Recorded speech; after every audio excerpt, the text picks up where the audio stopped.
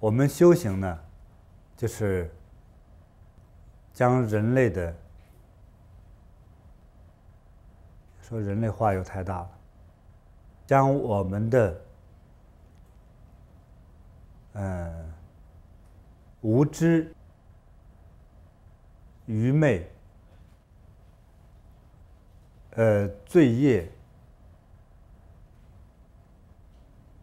等带来的愚痴的内在、外在的东西，去把它剥落掉。其实越是愚痴，越是生硬。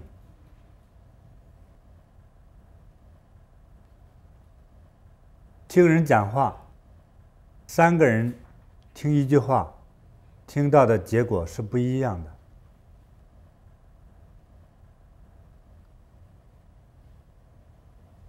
同样一句话，几乎我们对每一句话的反应，3个人都有不同的反应。比如说我问，现在大家自在吗？这时候就有人想，师父是在问我心里自在吗？还是在问我身体自在吗？还有人在想，自不自在又有什么用呢？还有更高，叫超标式高境界的想，这些都不是我追求的，不知道，可能就是这些不同的反应都是有的，这叫做悟性。那么悟性的来源，悟性的差别，就是综合的原因。那么第一个是业的不同，就是罪业的程度不同。你罪业重的话，你生在一个比如说较苦的家庭，父母也稍稍愚昧一些，那你要更受更多苦。本来苦呢能让人觉悟，但是因为罪业深重，这一边受着苦，我们还愚昧，乃至一生没有开悟的机会，乃至一生都不能让自己转好运。其实人转好运的时候，有时候也是一种开悟之后的一种现象。开悟的机会没有，转运的机会也没有，父母亲苦，自己更苦，乃至延伸到你的子女将来还苦，都没有这样一个转运的机会。那么这就是业力更重的。像同样生活在一个，比如说我生在了一个贫苦的家庭，但是因为我还是前世有一点德行的，或者是曾经在佛前、菩萨前供养过，或者是发过愿的，那这种人呢，是佛菩萨不会放下你，会给你，就让你解脱，让你学习改变自己的这样的机会会给你的。所以他会赐给我们人生几个大阶段的时候的大转折点的时候的这种机遇，所以有人抓住这个机遇，那个时候就会开悟了。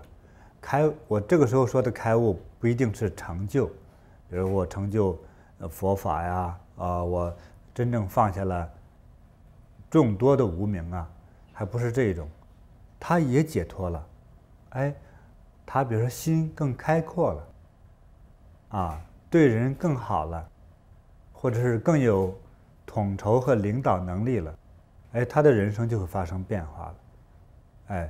比如说，父母亲是做苦力的工作，本来你的命还是做苦力，但是因为之前你的供养你的发愿说哪怕前世曾经在佛前献过一枝花，这个花不是买来的，就是说我要去见佛，我拿什么来表达我的心意呢？虽然我也不是特别信总觉得他是神灵，我就要供一下。觉得这个路上这个小野花也挺美的，好吧，我把这个美丽的花就献给佛，也许就是这样一次的一个善因到今世就可能有这样让我们开悟解脱的机缘。这个开悟解脱虽然不能成大德大道啊，不能成为至高那种圣人，但是能够改变我们的人生那种生活的状况，改变我们人生的一些对事物的看法，也叫转念。转念、转型、转运，请记住哈。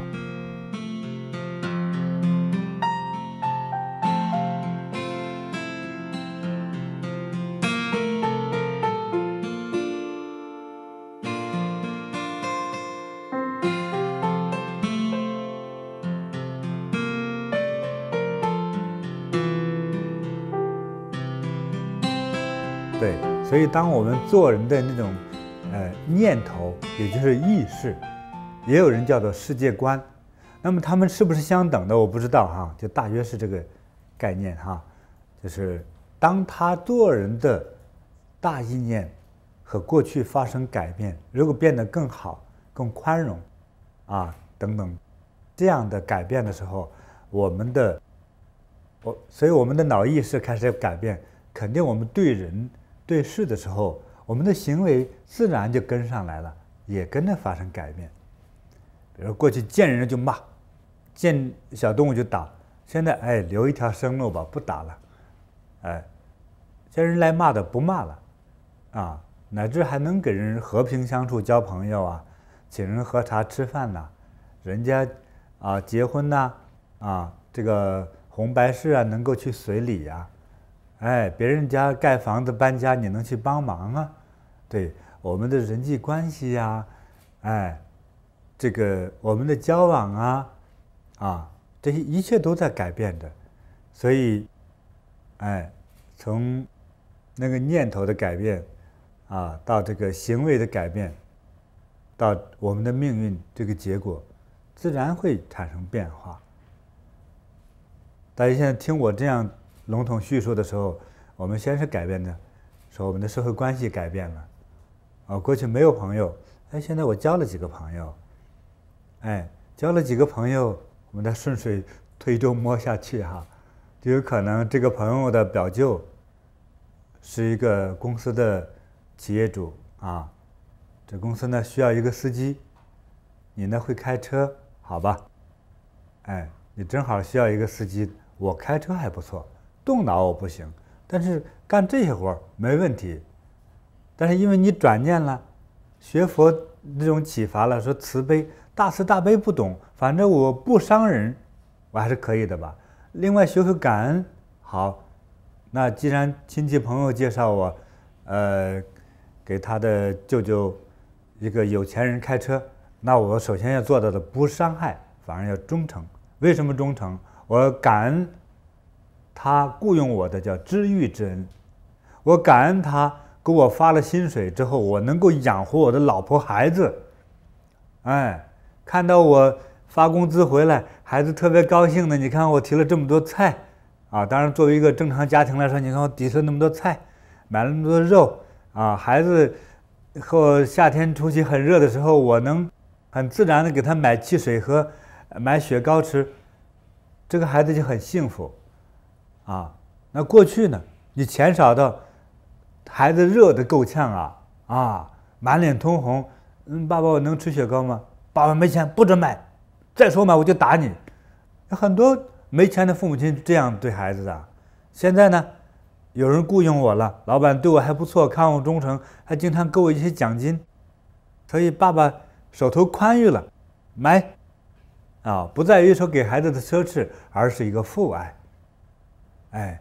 所以你看，家庭环境也改变了，经济环境也改变了，之后你的心更宽容了，你在感恩回报着你的老板。老板在说话的时候，你是认真听，你听到老板真的有智慧啊，你自然会有一种恭敬之心。恭敬之心会怎样呢？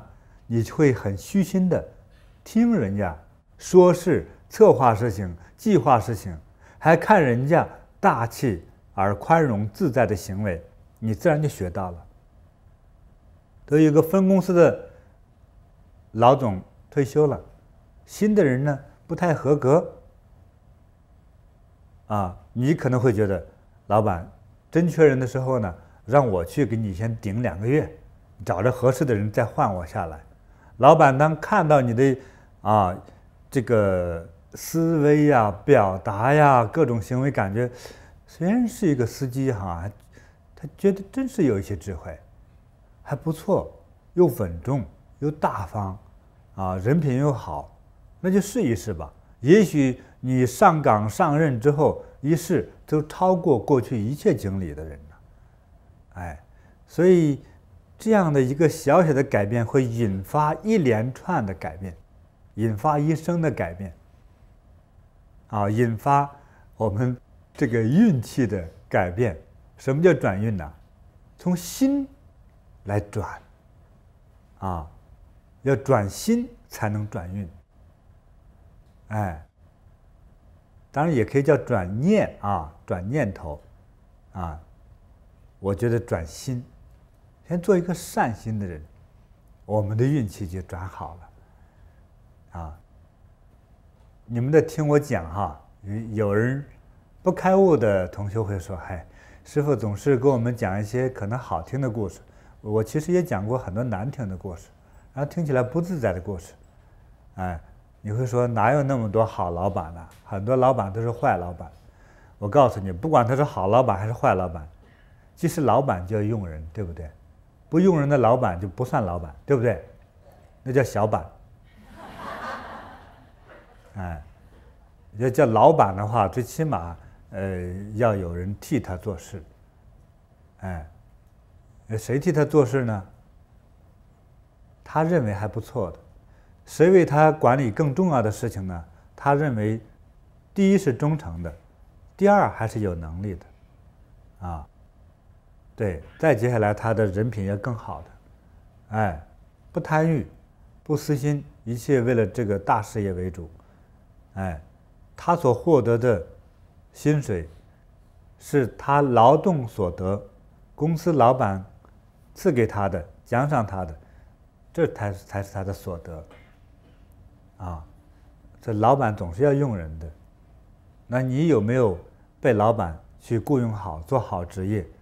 那你的能力你的心刚才也叫念头你的心是不是宽容的、慈悲的？你现在在我的课堂里，你是宽容的、慈悲的，到时候真到公司干活的时候，平常没事还好了，当稍稍有所举动，你可能你的心就经不起那种磨练了。给你旁边的你认为的那个笨蛋、偷奸耍滑的那个人，你的同事，给他涨了工资而没给你涨，甚至是你的顶头上司，甚至旁边人都在贬你的时候，你是什么心情？你还能保持一个慈悲心吗？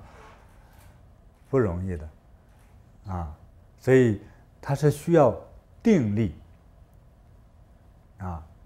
好，其实我们这堂课其实修的就是定力。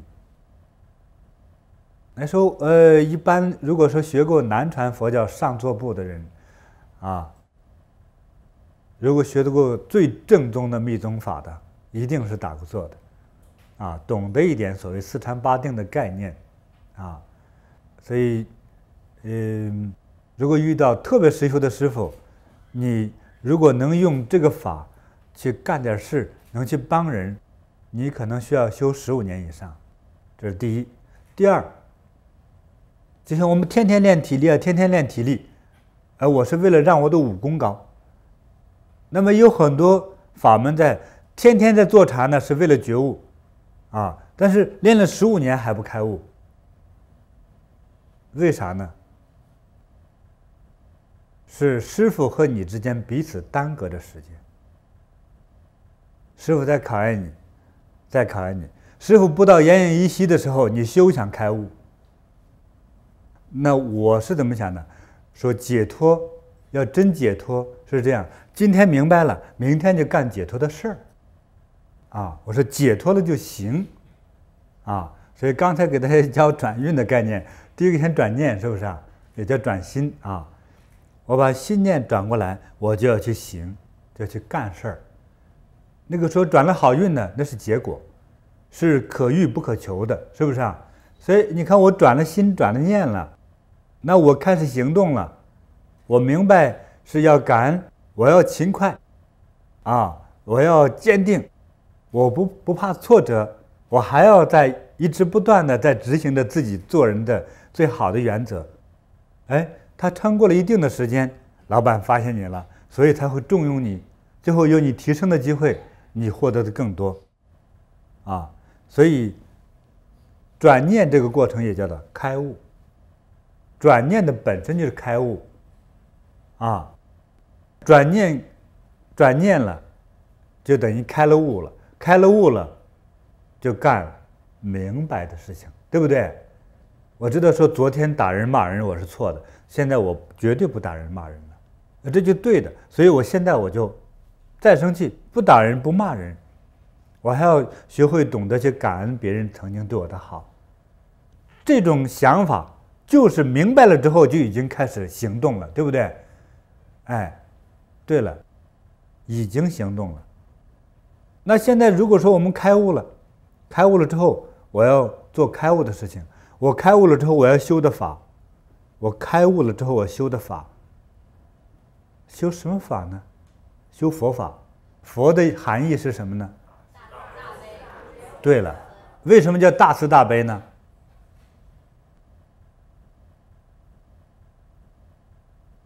我回答大家，因为可能大家回答出来就不一样，请记住我非常粗俗的教育吧。什么叫大慈大悲呢？就是普度众生。大慈大悲是佛陀的心性，而普度众生是佛陀的行为，是不是啊？要明白哈，他的愿望和行动这些名词要分得清楚。比如说我开悟了，我在修禅，开悟了的修禅肯定是为了干一件事儿。在佛教的人开悟了，在修禅是为了什么？普度众生。佛教的人开了悟了，要干的事情，今天是修禅也好，今天我是学医也好，今天我是运动也好，今天我在念佛也好，今天我在建道场也好，今天我在塑佛像也好，乃至今天我正在骂人也好，都是在普度众生。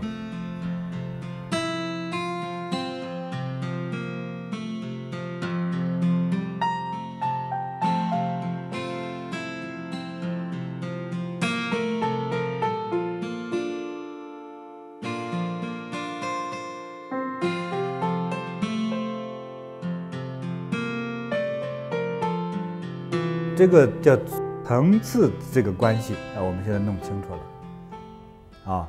佛的含义是什么？佛的含义就是大慈大悲。佛教之所以称为佛教，之所以让我曾经很年轻的那样一个生命，什么都不信的人，让我一直钻研下去，因为我觉得它不是个迷信。他不是说我就是神，你要信我你就发财之类的这种的教化，不是这样子的。他教化我们要打破砂锅问到底，追根到底便是究竟，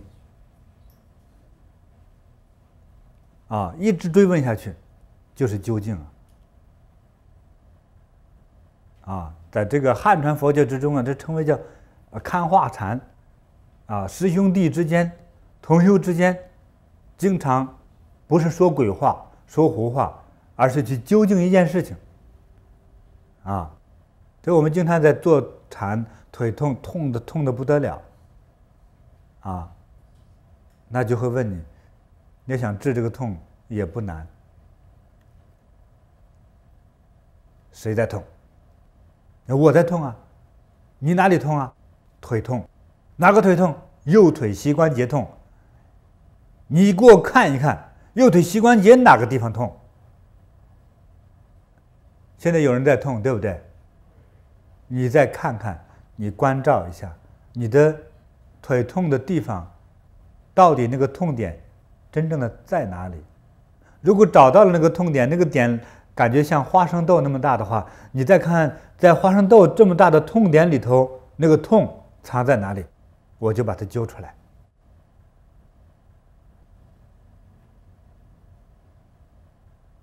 能找得到吗？找不到还痛吗？当你真找去关照找不到的时候，它就不痛了。他发现那也是一个虚的一种痛，是指学佛之人也想觉悟，实际上会要让自己难堪，是要打破砂锅问到底，去问这件事物的根本起源。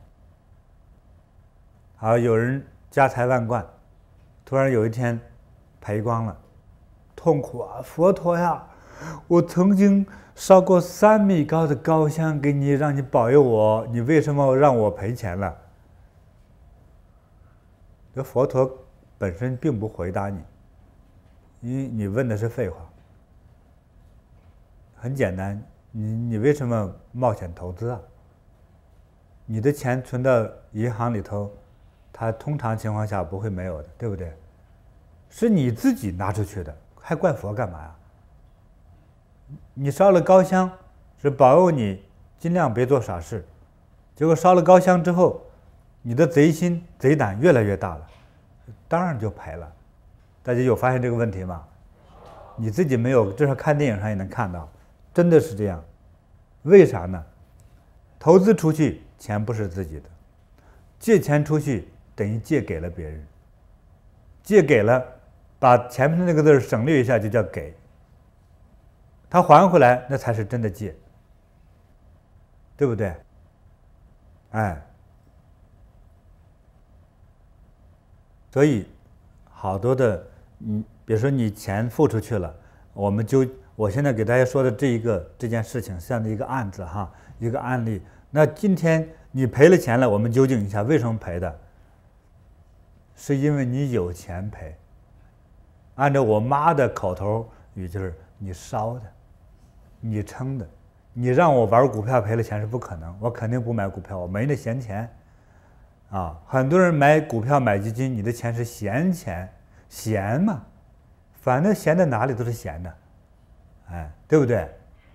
有时候就是名相，从你的名下属性里头，有一天不知道怎么搞的，就数别人的名字了，啊，是因为在你这是多余，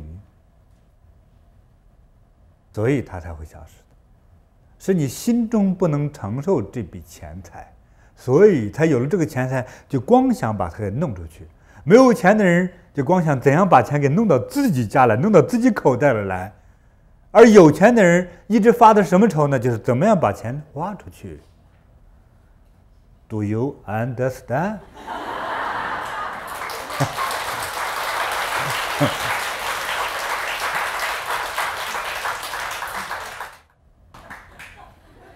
所以，对。这就是众生相。所以一旦这个钱没有了之后啊，又愤佛啊，怨天怨地怨人呐，啊，怨自己瞎了眼看错人，是你自己没心眼，这是第一。第二个，你没有福报。如果有福报的话，你是没珍惜福报，对。所以一旦有了恰当的话，你不会放走它，对不对？恰当的那个多少，你不会放走，但多了之后，一般人留不住。钱稍微多了的人，就都想着投资，资叫资金、钱财物啊，投钱。我们小时候叫投石头，哎，投出去，请记住啊，很多投资出去，就如肉包子扔给狗一般，明白了吗？开悟了有一句经典的那句“包子扔给狗”的那句话怎么说来着？大家开悟了，明白这个赔钱的人是咋赔的了？是这样赔的，哎，这就是人那个愚昧的行为，啊。所以这个赔钱是佛让他赔的吗？是贪欲，都是自己让自己赔的，贪欲所致。贪欲所致。啊，对，我们现在就是给大家议论的，就是说，我们学佛其实要究竟事物。究竟大家懂这个词的意思了吗？大家记住哈，以后变成规律性的语言，叫刨根问底。刨根问底。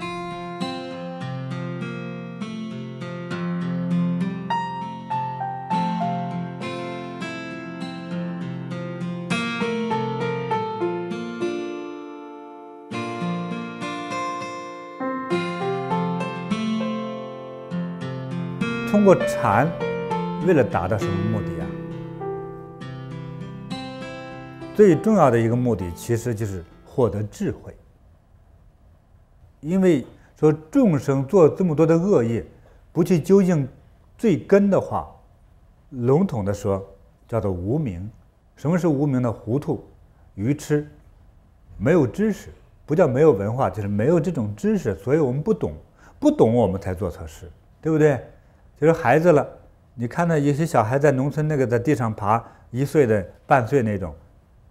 啊，因为随处养鸡的，啊，那个鸡屎，他也拿来放嘴里，吃完了之后只是表情不太好而已，啊，糖也放嘴里头，啊，看到剩菜剩饭也抓在嘴里，啊，你掉一支铅笔，他也能放嘴里，甚至拿过来都放不到嘴里，还扎在眼睛了呢，啊，所以众生和一个孩子又有什么差别呢？众生的愚痴犯的错误更大。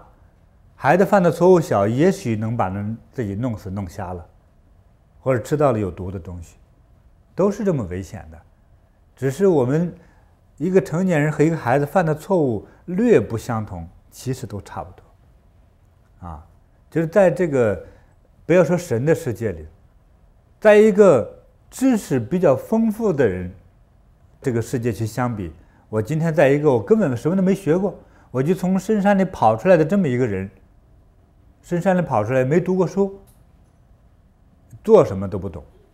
我们先不要说现代化的这些东西，啊，好的东西不懂。第一，不知道怎样为人处事。一个人的最基本的反应就是自我保护，对不对？好，到城市来了，我们见面先握手，你好，一伸手，他马上把手藏起来，你干嘛？你要抓我吗？对，就会有这样的感觉。那么人生今天读书的人也多了，大家都认识一点字。但是很多哲学和概念，还有让自己怎样活得更好的这种概念少。我们所有的方法都是拿来，就是让自己更好，对不对？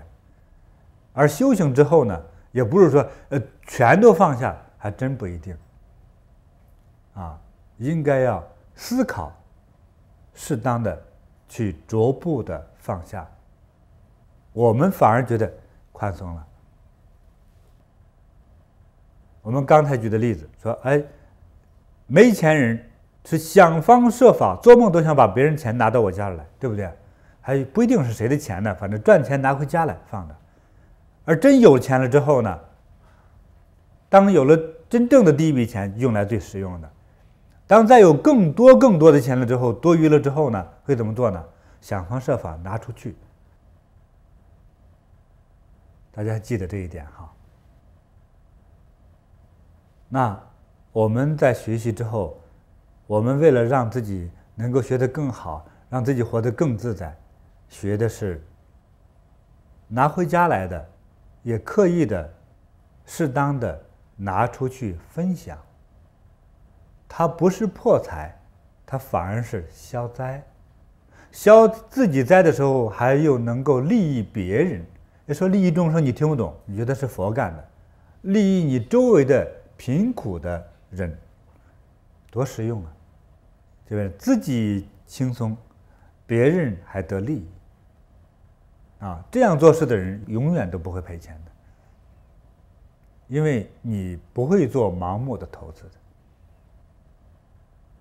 所以每一次就在当今的社会，很多集团很会捞钱，捞钱越多、投资越多的人，一旦金融风暴一来，其实受损伤最大的都不是实业。你实实在在经营一个事业的，没有人赔钱的。那么学佛，我们是为了离苦得乐，这是真正的目的，让自己解脱。无论你是任何一个事业的人，做任何事业的，还是说没事业，我就在家里经营老公、经营孩子，这也是一番非常好的事业。就是学会，所以随缘放下的概念，我告诉大家度，就是度的把握。不是说我既然随缘放下，老公我不要了，孩子不要了，房子也不要了，你到哪找个房子啊？不是还得找房子住吗？还面对现实，就是说放下是指放下过去100%的贪，说我现在多了100万块钱，我要投资出去买股票。这个时候呢，那干脆拿10万块钱大家请客吃饭，再拿10万块钱送给一些修行人，那些在我们感觉是很孤零零在那苦苦的修行的人，那多好啊！其他的钱存起来吧，你就踏实了，啊，就是学会减少贪欲，你就是获得。啊，所以有一个曾经比较开悟的，一位弟子，他那个公司比较大，对，有一次有机缘，就碰到我，正好，哎呀，求求师父帮我指导一下哈。我说一般事业是我不管的，我这么一说，你就听，随便给我什么建议都行。一个非常好的一个国际著名的制药公司我们看他有个事业想投资，那这块地方我是最熟，他们要的那个建的这个机构这个工厂，我们正好有这个地。他需要的地方也正是我们那个地方，我有这么大的地，最后我们想合作，他这么大的公司嘛，我们入多少股？他跟我一说的时候，我脑子呈现的就是灵、无、气，反正这一个形象出现3个内容，也其实是一个内容，师父怎么样？我说那你大约。你这块土地现在的市场价值值多少钱？怎么说也得10个亿吧。我说是美金哈。好。他现在正好碰到我，真是他有福。我就把我这个感觉告诉他了。他真的还是有福。那么大约过了半年还是1年左右，记不清了。他刻意找到我，给我买了一块非常非常贵的表，非常贵的，算是世界上最贵的表，我也不敢戴我估计老贵了。一开始我不懂这小子给我弄个表，什么表啊？没见过这个字儿。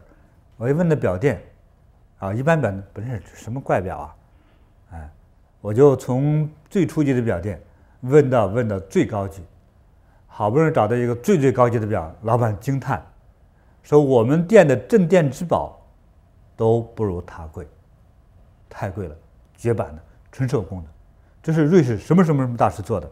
不信你看那个证书，正好拿着一兜盒子的都拿出来看，说你看他的签名，亲手做的，价值老贵了，反正是。”我就找回他来。你给我拿这么贵的破玩意儿干嘛？你是让我带还是让我藏着放家里我怕丢了，带在手上我怕抢了，你这不是折磨我吗？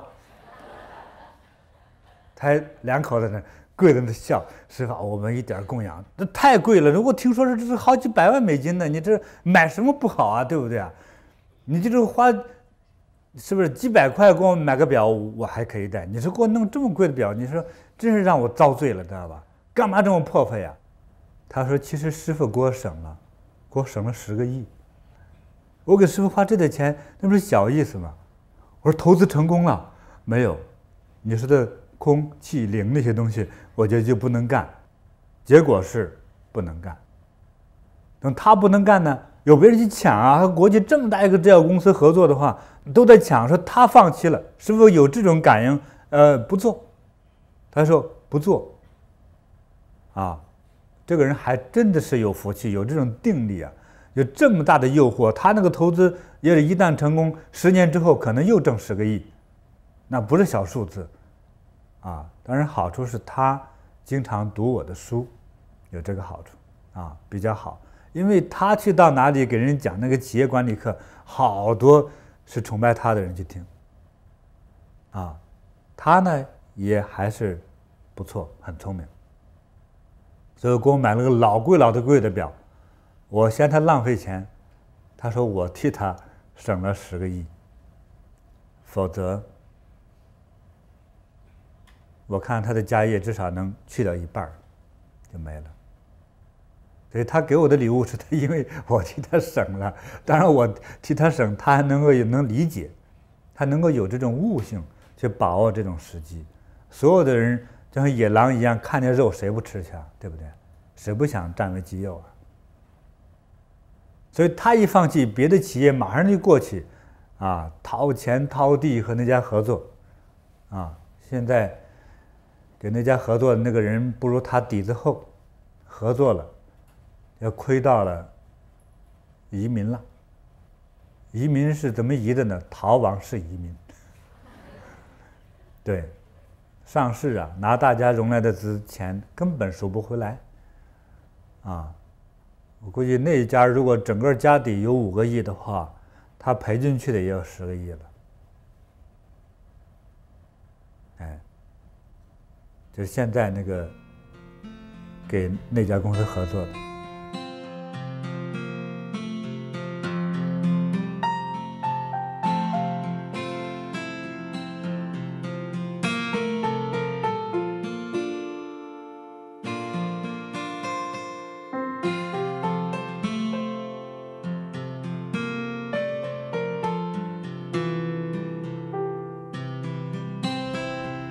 我们不要盲目的想，啊，我今天面对的我的生活的东西我都放下，企业不要了，啊，这有的时候，尤其是佛教有些故事，古代编的一些佛教故事，就是大觉悟者一下就觉悟了，不要了，我是认为我们都是小觉悟者，觉悟当中还分我说的这个部分分2种，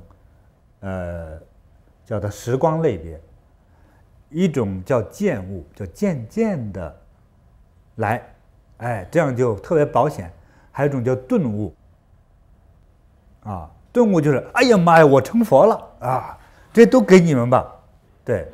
但是后天他给了你们东西，又得来要，说发现成佛之后，该吃也得吃，该喝也得喝，啊，他给了你的东西得要回来，他挺让人心酸的，啊。所以我是喜欢比较渐悟，慢慢来。今天觉悟的事儿，干今天觉悟的事情。今天的小觉悟，别干啊某位大师大觉悟，啊，不要干那个事情，慢慢来，自己也能适应，合理又稳定。我觉得这才是智慧。啊，你的觉悟呢，一步一步的应用于你的人生之中、生活之中，这样实际的参照着才可以。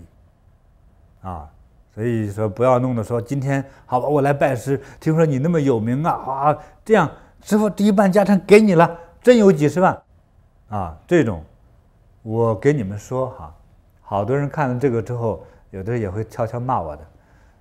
第一个，没有人这样说；第二个，有人这么做的，我不要，啊，因为我不会去妨碍别人生活，这是第一。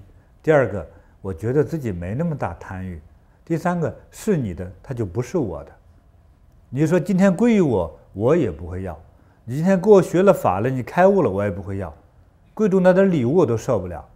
所以，这个是你的，就自己好好去用，用于你的生活。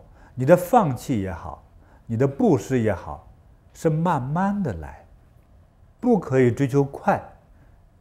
在觉悟之中求快的，就是危险。就像我们人生的抱负，我们确实背了100斤抱负，它是你的抱负，但是同时也可能是你生命中已经习惯的必须啊。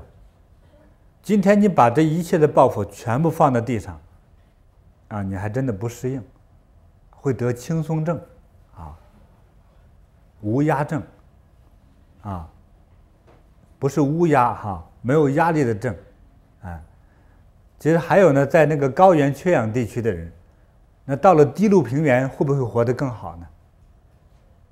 这大家都挺开悟的，不是不一定，是真不行。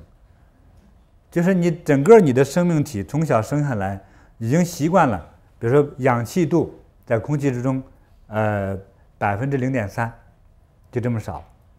只要有一个地方这个空气中氧气比例10%，一下高出很多倍的时候，你会怎样呢？晕氧。晕氧症只能促使人早死，它引发什么病不知道，反正就是早死。像尤其是心脏承受不了，脑承受不了。所以在过去很多高原人、西藏人，有的跑印度、跑内地，跑到内地那个就是离海平面越靠近的这个高度的地方，越容易早死亡。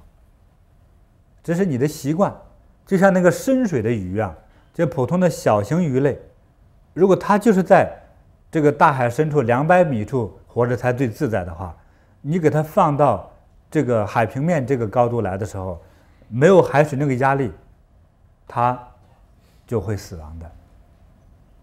所以要慢慢来。所以我们第一一定要知道，我们是为了更加美好的生活，我们才修行。不是说今天我们要放弃生活。有人说，那我出家是放弃生活吗？我们问我们今天在场的出家师，你出家之后你放弃生活了吗？没有吧，还要面对生活，还要面对谋生。当面对谋生的时候，还想着一个真正慈悲的人，还想着怎么样让众生都有饭吃啊，对不对啊？每天还要这样思考，是不是光这样思考就够了呢？还不行，我有什么方法法力能让众生都有饭吃，能让现在当代的人啊，失业的人找上工作，对不对？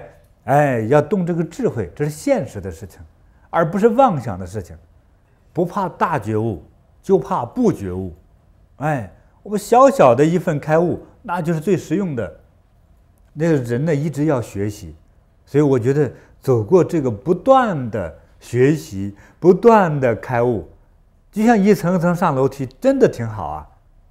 大家抽空登一登山，你看你登到每一个高度的时候，别一口气咣咣咣登到山顶，到了那儿也累断气了，啊，也不会看到江山如此美好的感觉哈。我觉得登30步，休息一会儿，能在那喝会儿茶，品会儿道，最重要的是观一观那个景。不同的高度啊，就是每一层高度，每一个台阶，便有它的那种美丽。每攀登一次，也是你每攀登一次所要付出的心血啊。所以你真登山真累，真累的时候才能欣赏，哎，我登到这个高度所看到的这个世界，会带给你的是愉快的啊。当人登到高高的山顶之后，啊，这个一览众山小啊，那个心胸开阔之后，我想我们的心好像一下就打开了。这个世界原来在我心里，通过我的眼融到我的心，原来世界这么大呀！我还和我的邻居赌气，真无聊。我还为摔了一颗小碗而惋惜吗？没有了。啊，那个心一下就开了，很多事儿就解了。所以不同的高度有不同的风景。哎，我喜欢这个修行，就应该这样，一步一台阶，10步一回头，这才是很好的一个意境。不怕我的境界低，就怕从来没境界。啊，不怕我悟性差，不怕我悟性慢，就怕我没有机缘获得觉悟的机会。所以舍不是全扔掉，而是减少了贪欲，那就是舍。还有的舍就是布施下去和供养出来，也不求多，一下要我多少钱，天大的数字不需要。你今天见了贫苦的人，你今天看了修行人，哪怕就是1块钱，我供养出去，这也可以叫做舍。这个舍能就是培养了自己非常巨大的慈悲心，可能给自己带来更大的财富，因为你的舍的本身就是放下。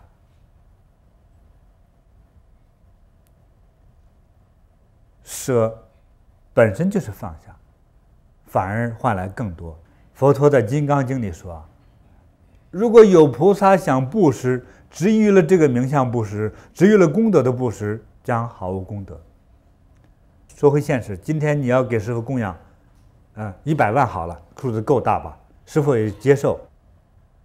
你也不图回报，但是我求我会有功德。但是你做了这个供养之后，你也想着得到功德和福报，难道他就没有功德吗？有，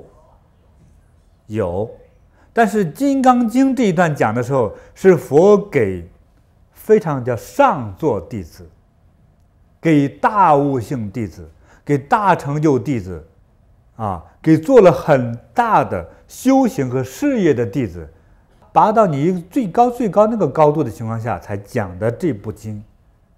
所以告诉这样的大发心弟子，你还执着于获得吗？别说功德了，一切都不能执着于那种具体的获得。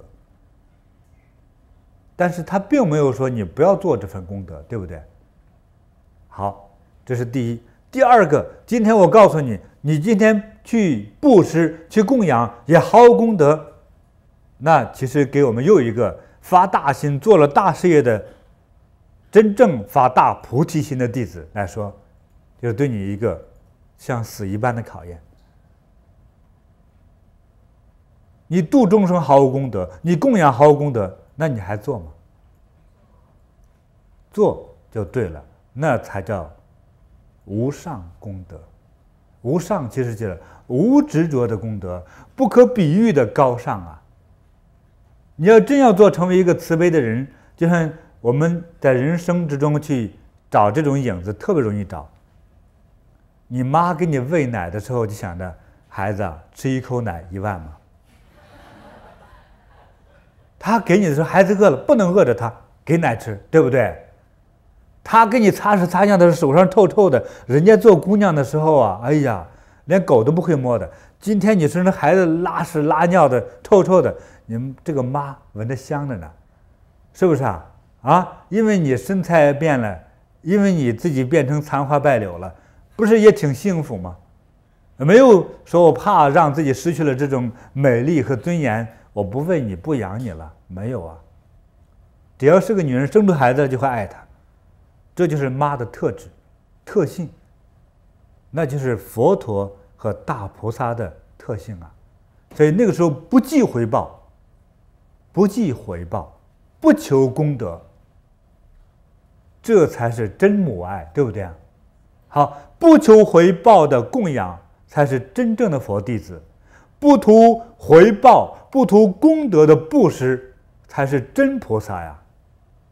这是《金刚经》佛陀教化的真意所在。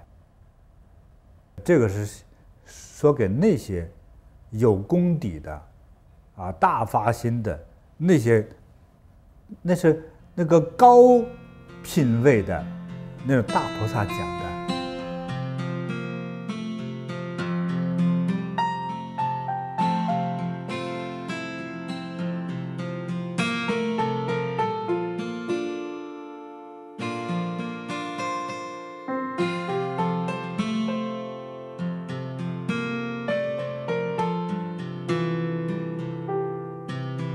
那么还有就是用智慧的眼睛其实看待人生压力的时候，有很多不是放下，而是转看它。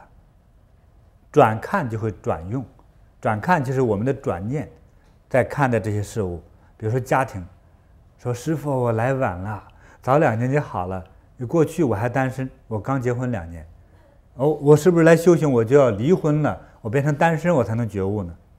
我今天我开悟了，我就要放弃家庭嘛？真是有不少同学跟我这么说，男的女的都有啊，就师傅我来晚了，可惜我结婚了。啊，那是什么意思啊？那早来呢？你也真在这修2年，说不定你急着找婆家呢，对不对？你没有来晚。那修行难道是抛弃你丈夫、抛弃你妻子吗？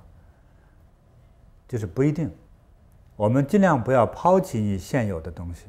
说他就是毒害吗？不一定。你的烦恼可能是你自己制造的。有时候夫妻吵架总是吵之后很烦恼，找师傅。我觉得为什么这么说呢？因为我有了婚姻之后让自己不快乐。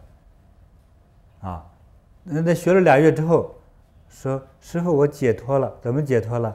原来痛苦是我自己造成的，这样子。他娶个人回家之后总折磨人家，啊，当奴隶使唤，当然不行了。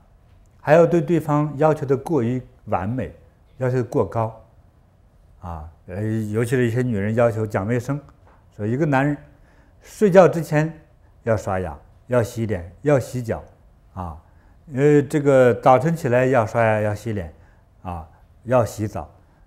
你知道到北方很多寒冷地区的时候，让你洗你都不会洗的，哎，对，所以有时候我们要求的过高了，或者你出去之后打扮的要按照一个男人打扮，他是你丈夫，要打扮成你心中的那个白马王子。他真打扮那么漂亮，万一对方女施主看上你丈夫呢，你就不担心了。说打扮了不好看了之后，又怕给你丢面子；打扮太好看之后，其实你不危险了吗？他不去思考另一个副作用，我想一定要打扮的好看，不行的，我就随缘就好了，是个人就行呗，就可以了。你想改变他，慢慢的改变，慢慢不求急，要求快速，只能可能带来非常的烦恼，啊。对，所以年轻人就会这样嘛。年轻因为自己的知识啊，对世界的认识啊，对自己的认识啊，恐怕还比较肤浅。比较肤浅的时候，就会在盲目妄想中去寻找对方。啊，这些小女孩都想找个白马王子，说长得不白不叫王子，对不对啊？不帅不叫王子。其实很多过去的开国皇帝长得是挺丑的呢，他的魅力是内在的。啊，他魅力不是外在的，这个太年轻的孩子就不懂这一点，啊，所以要求过高了，就自己就受到了伤害，所以你那种苦，你的受伤害还是自己的，对不对？是自己给自己的，啊，所以我是讲到说，我们的觉悟在生活中，啊，去进行对照，啊。在生活中进行对照。我今天学到这个法，我生活中我的烦恼，我们不是要快速的把它拿出去，好吧？我要的这个丈夫给我带来苦，我不要他了。而你的境界没有提升，你到了师父门下学，其实接下来苦的是你自己。也许你对师父本身又是一种叫妄想式想象师父。哎，明天说师父，我来侍奉你吃饭吧。结果师父一个人吃了3个人的饭，你说哇妈呀，比猪都能吃啊！师父睡觉的时候流着哈喇子，哎，他这么恶心人啊，比我丈夫都恶心人啊！嗨，走吧，这么一个无聊的人，还在这当师父骗了那么多人。我没失望，是你失望了，你又产生第2次苦。你本来想解脱的，自己又落入了深渊，是不是啊？叫绝望的深渊，那个苦又是自己创造的，对不对？哎，所以就是我们的世界观呢，对世界、对人的认识太少，啊，所以我们首先要学会博览群书，了解众生，了解自然的规律，啊。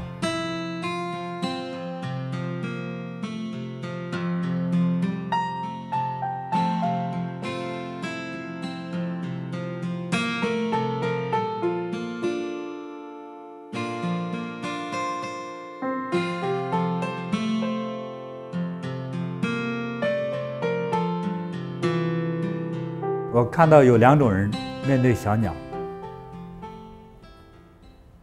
同样在这个村子住，啊，那农村都有院子，有院子就有树。哎，我到这一家做客，啊，我们在树下坐着，树上一群小鸟吱吱叫，啊，这个主人啊，你看，还是上师的功德所致，啊，你看这么多鸟，都来赞美，都来沾佛光。其实平时他家也有鸟啊，他又拿些米撒在地上，我觉得我好幸福。我不会因为他赞美我，我觉得这个人的那种心性之中是充满着慈悲的。哎，我第二天去另外一家做客，他们见我也是很高兴。哎，他家树上又来了一群鸟，我不知道是同一群吧哈，没做记号，吱喳喳也是很喜悦的说，你等着，哎，师傅不怕声音，我不怕声音，他光拿出个猎枪来，我说干嘛呀？这个真烦人，影响师傅在这坐着说话啊！我还怕这些鸟乱上厕所。他来了个文明的话，因为我们在这喝茶呀，在树下放个桌子，他也怕那些鸟啊解粪便下来，我也把它打走。啊，我说算了，别打了。如果怕他那样，我们干脆挪个地方就好了。啊，他一看我这样说，我不是真打呀，我是放空枪把他吓走。我说其实有众生来你家是有福气的事情啊，这样子。其实我枪里没子弹，他就也是不好意思，也是有悟性，就是众生的个性、体性之中，因为这个因果、这个业力不同，所以同样看到这个事物，一个心生喜悦，一个是心生烦恼或者排斥，是不是？排斥的人呢，就会做出一些排斥的乃至到伤害的举动。那欢喜的呢，不但接受，还去供养布施。那我们大家都知道，第一个是最幸福的，对不对？他要看到这些鸟，他觉得是吉祥的，他心里也喜悦。那难道那一家只是烦鸟吗？心中不净，看一切都烦，是不是？那心中为什么不净呢？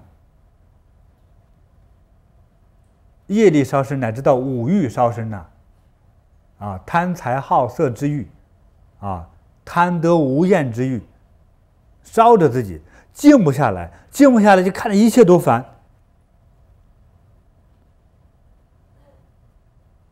你说来这些鸟，其实要大家稍稍懂点，有点生活常识的话，你家里有鸟来，有燕子来，有鸽子自动飞来，那是多么吉祥的事情啊！这鸟它不像人那么狡诈，它觉得好它就飞来，是这样子。它觉得你这儿好，你不让它来，你甚至杀死它，那不就是不好了吗？你这有杀气的时候，鸟不来，老鼠都不来啊。说你们家干净的，连蟑螂都没有，我真是怀疑有问题。说到了你们家去之后，真没人气，这是最恐怖的。我也去过这样的家，你看，我去了之后，他家里稍稍也故意打扫一下卫生，等我坐在那儿，总感觉到像来开追悼会一样，啊，床单洁白无瑕啊，鞋子摆的像给遗体告别的鞋子，那么整齐而庄严。你家里冷气开的啊，其实可以不用买什么电冰箱的，冷冰冰的啊。虽然你看到的人两目含情，但是总觉得缺少点人气啊，这个是不好的。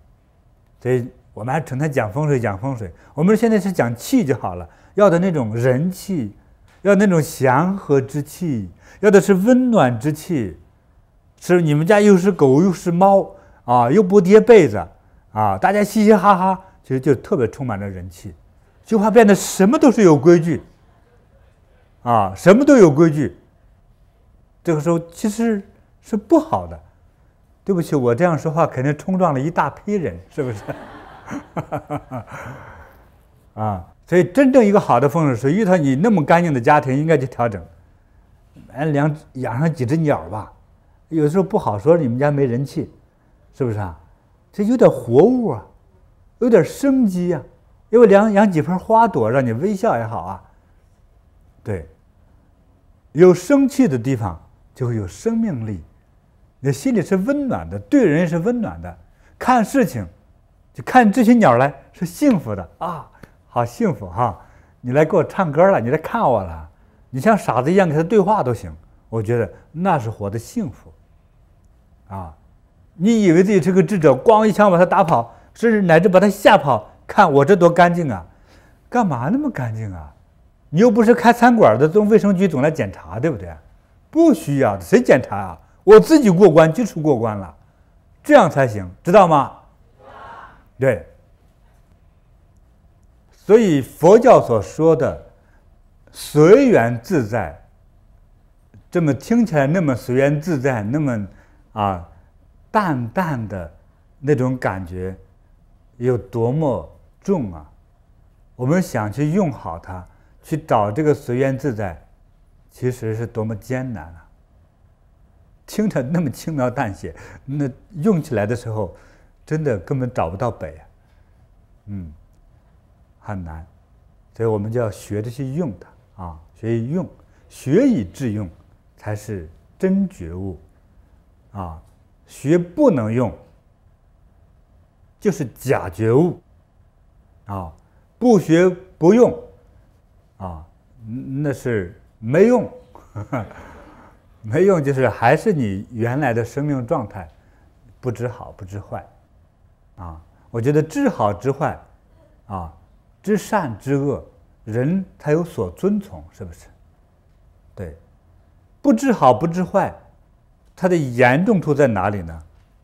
在今天来说啊，就是不知生死，不知危险。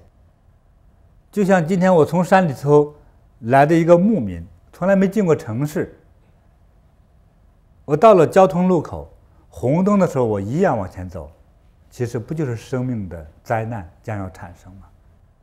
好多的事情都是这样。对，不知善恶，不知好坏，就是不懂交通规则，面临死亡啊。所以懂得它之后，我们才能懂得善恶的选择之后，我们避开恶，避开凶险啊，避开烦恼，避开让自己产生痛苦和疾病的那个事情、那个事件、那个缘起。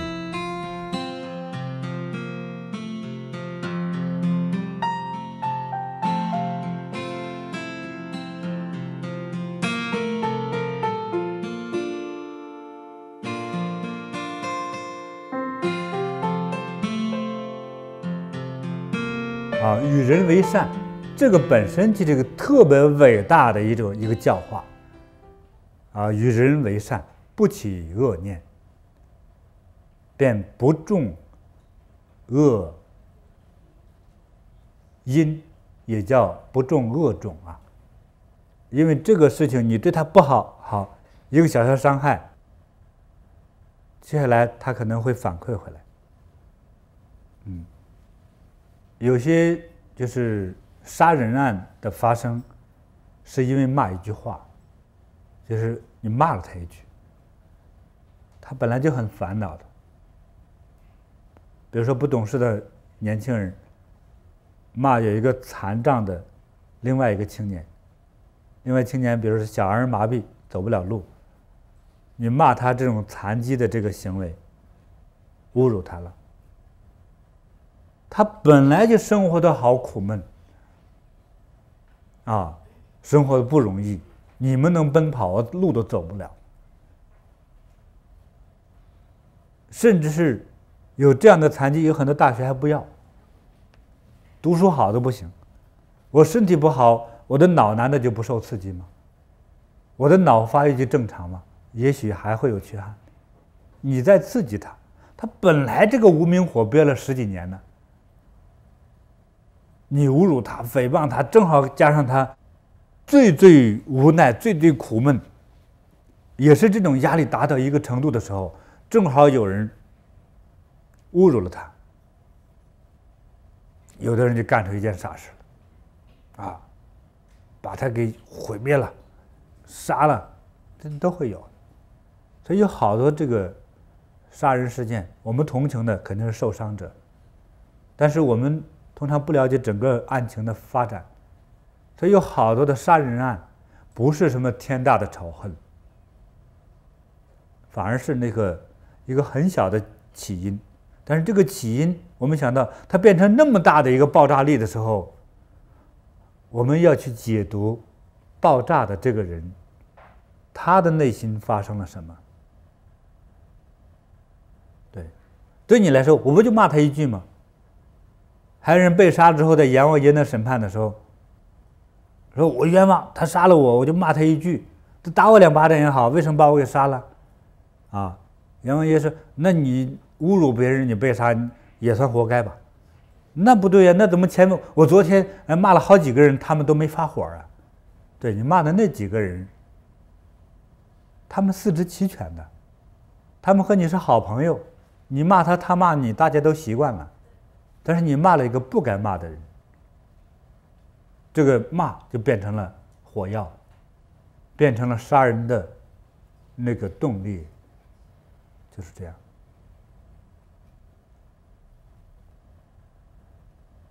这早知有这么一个结果，这骂人的人还敢骂吗？真的不敢了。对，我们今天懂得去看事物的因果关系，所以我们要广结善缘，广结善缘，广布施、慈悲，温暖、祥和、友谊，这种就是反而不贪欲的这种宽容无论是我们讲到我们对别人好处要施展的，我的能力的、体力的、智力的、钱财的、物品的等等这若干方面都可以用来去布施，广结善缘。对老人呢，不是你的公婆，不是你的什么，包括你的公婆，包括你的父母，你其实都要想到这一点。一个嫁人的女人嫁给一个男人，这个人也是他爹妈生的，他爹妈爱这个孩子爱得如掌上明珠。今天娶了媳妇，一个媳妇逼得让这个儿子忘了娘，其实全家看你如死敌一般，早晚都要离婚的。要明白这一点。如果你的兄弟娶了媳妇，同样对你的母亲的，你也会恨他。对，所以我们一定还要学会换位思考。所以我们若想好呢，我们先知道不好了，之后就懂得我要想好呢，宽容。你要嫁人了，看你公婆，其实你要做到比孝敬自己的亲爹妈还要更加表现才行。你可以跟你妈吵架，吵过去你妈不会恨你，你也不会恨你妈，对不对？但是不是生养的这个关系就是不一样的，人类就是这么现实，大家面对这个现实才行，就要更加恭敬，更加能够忍耐才行。你回家，你妈盛饭给你吃，你还不起床；你出嫁了，你要盛饭给你那个新妈吃，你那个新妈可以不起床。媳妇盛给婆婆，婆婆不想吃饭的，除了病倒了，要不真的生你气了，那你怎么办呢？要更加去表达。你不是说好吧，老子盛给你饭你不吃，我还不盛了呢，饿死你算了。那你除非不要婚姻了，就是这么简单，也就这么严重的果。这个果报就是当天就能发生。大家注意就是人这一生不容易，学会忍耐。要想真忍耐怎么办呢？学会理解，学会理解。这是你公婆，想的是你亲妈，什么都能理解了。对，这样换位思考，对，所以一个媳妇，嫁人的女人就是媳妇了，我们北方这样称哈。对，嫁人的女人，也想让自己幸福，能保住幸福当中，有能占50%的一个法宝，就是把你的公公婆婆围好他，你的丈夫，你就算是捆绑着他一半身体了。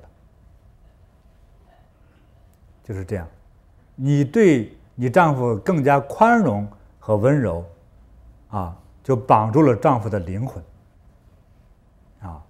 你就成了丈夫那个心中的圣母，一般的高贵。这是一个秘法哈，不外传了。男女都一样，我们去换位思考一下就好了。谁也不要去高高在上就行了。这个亲情不是被逼迫的，千万记住，是被感化的。情是感化出来的。感化生情，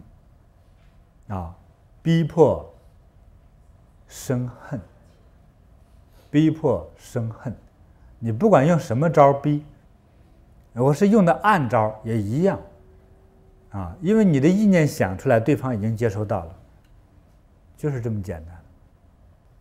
那我说这些，与我们现在修的法有关系吗？有，在这个道理上弄不懂，你怎么能解脱？此刻跟我在这个课堂里头能清净，你回家还能清净吗？他面对生活的时候，为什么死得很惨，受得很伤呢？是不会做人，就是不会做人，就是没把这个道看清楚。那便是为人之道，为佛之道通常就是跨越了家庭的概念，为了利益整个大众。但是如果弄不懂家庭